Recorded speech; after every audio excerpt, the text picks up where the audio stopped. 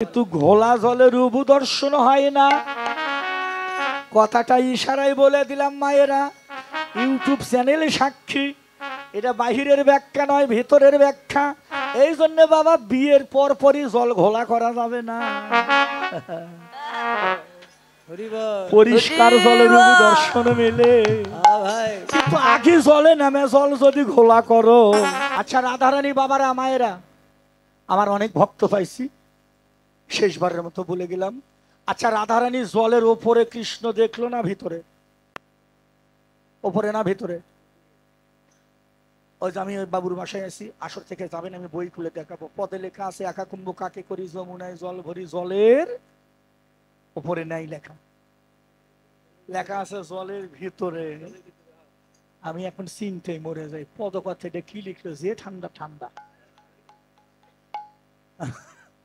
আরে জলের মধ্যে যদি ভগবান থাকে বাঁচবি না মরবি? হ্যাঁ লেখা আছে জলের ভিতরে শ্যামরাই। কেরে বাবা এমা, এই তোরা তো পড়াশোনা করিস। আচ্ছা জলের নিচে মাটিতে যদি কোনো জিনিস করে থাকে উপর থেকে দেখা যায়? হ্যাঁ যায় না? যায় না? যায় যায় না?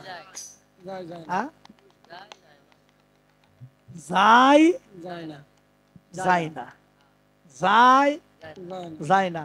এবারই গতবার কীর্তনে গেছিলাম, জাপলং গিয়ে কীর্তন শেষে না নৌকে নিয়ে ঘুরি, খালি পাথরগুলো খালি ঝকঝক করে।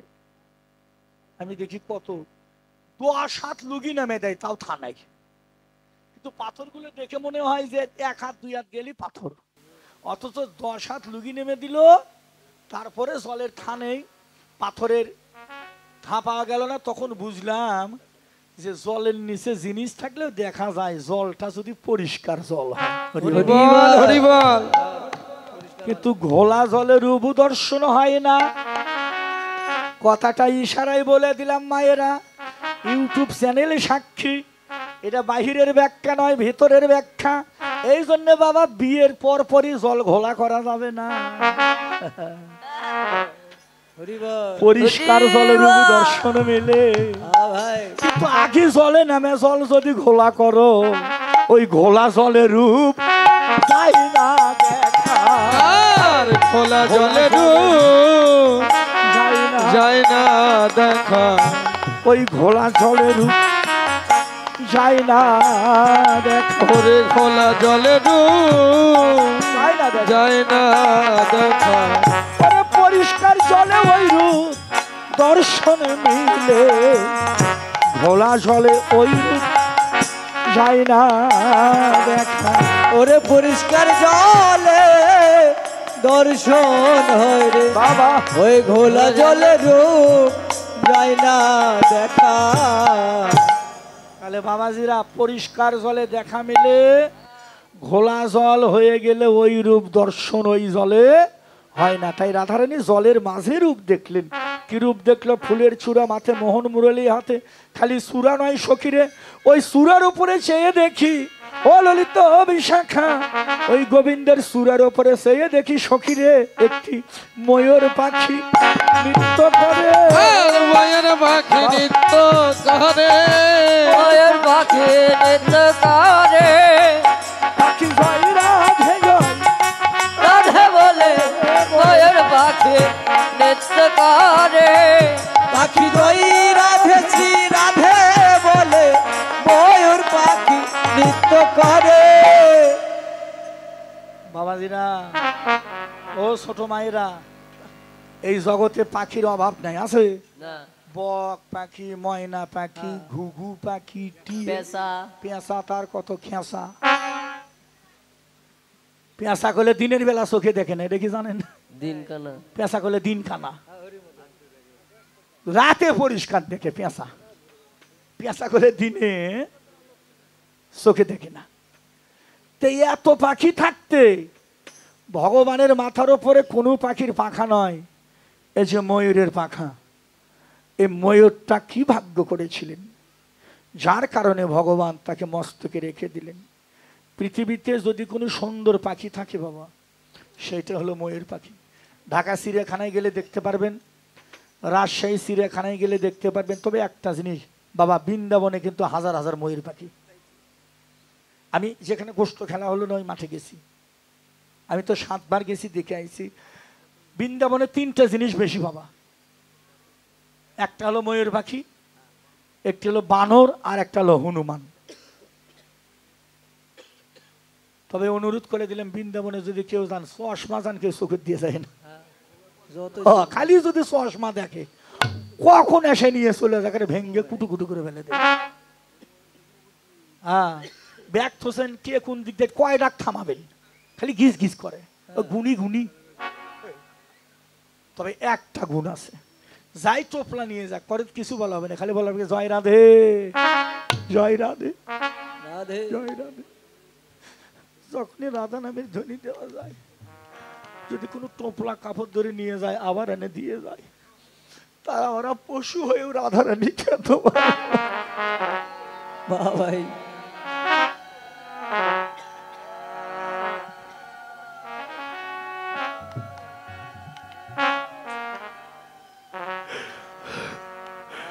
বৃন্দাবনের পশু পাখিরাও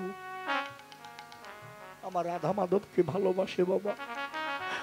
বৃন্দাবনের পশু পাখিরা ভগবানের চিনল, আর দুলাল মহন্ত মানুষ হয়ে আমি ভগবানকে চিনতে পারলাম না, এটা আমার ব্যর্থতা।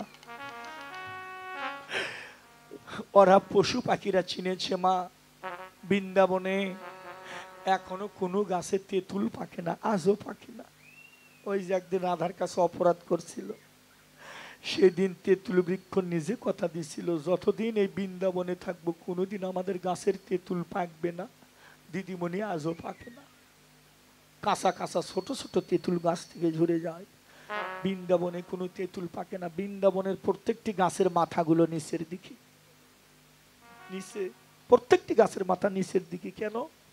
ওদেরও আশা, এই ব্রজের পথে কত সাধুগুরু বৈষ্ণব হেঁটে যায়, কত সাধুগুরু বৈষ্ণব হেঁটে যায়, যদি ভক্তের ধুলি অঙ্গে যদি ভক্তের ধুলি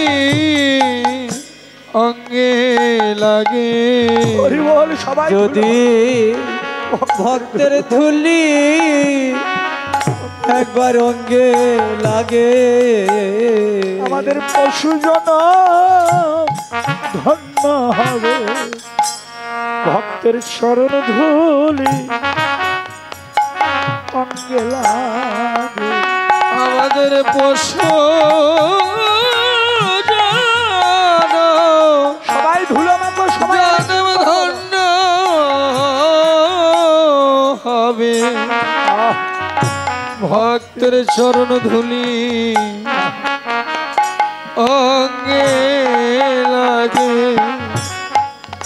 আমাদের পশুজন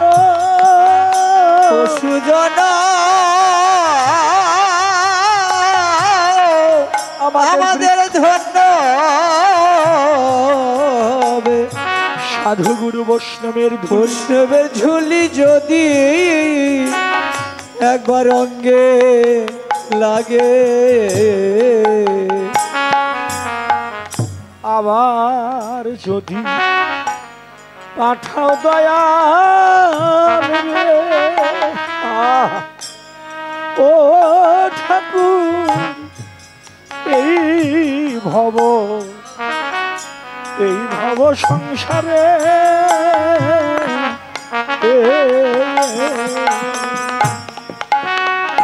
ওরে আবার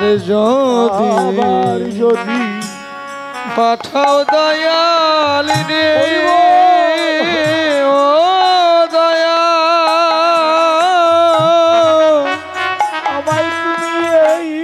আমায় ভব সংসারে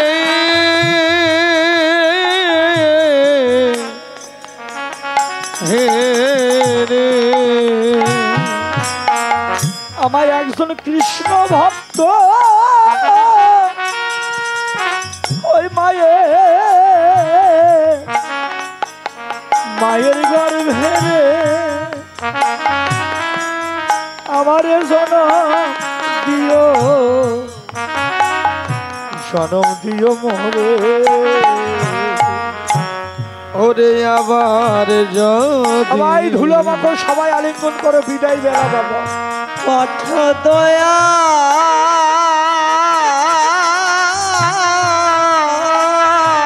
সামনে বৎসরে দেখা হতেও পারে না।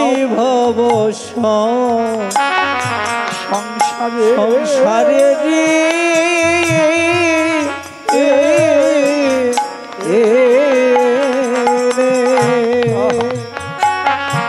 একজন কৃষ্ণ ভক্ত মায়ের গর্ভে আজ আমারে আমারে জনম দিও মোরে মোরে রে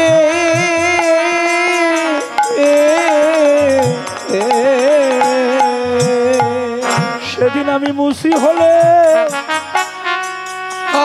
বছর